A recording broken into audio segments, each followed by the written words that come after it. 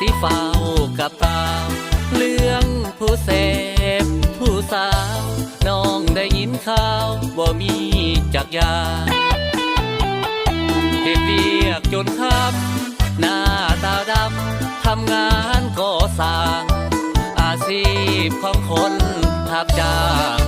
น้องนางอย่าคิดเป็นอื่นบางคืนนั่งเงา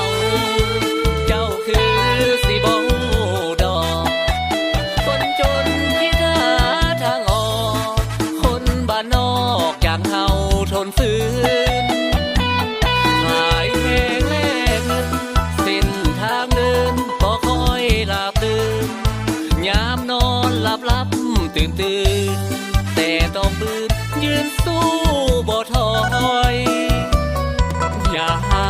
อย่าด่ายามโทรมาอยากฟังเสียงหวานลูกกับเมียอยู่ทางบ้านบ่ต้องยานให้เจ้ารอคอยหาเงินได้หลายอ้ายสิกลับไปหอมแก้มปล่อยลอยเป็นตาฮักแห้งหลายเมียคอยปานสาวสำน้อยเบิ่งหอยยิ้มป่าทอดใจอย่าจนหลายว่าอายมักไปหาเงินให้เข้าใจอายแด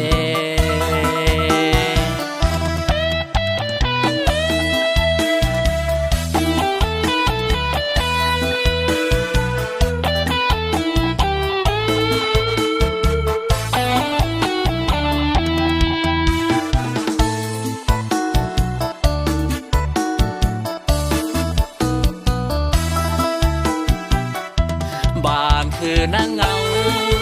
เจ้าคือสิบ่ดอกคนจนคิดหาทางออกคนบ้านนอกอย่างเฮาทนฝืน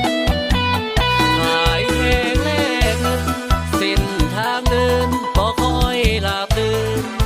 ยามนอนหลับตื่นแต่ต้องปืนยืนสู้บ่ถอ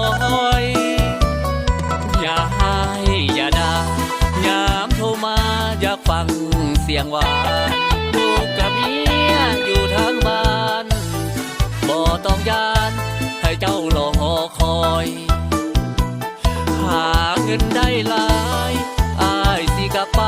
หอมแก้มปล่อยลอยเป็นตาฮักแห้งหลายเมียคอยปานสาวสำน้อยเบิ่งหอยยิ้มป่าทอดใจอย่าจมหลายว่าอายมักไปหาเงินให้เข้าใจอายแด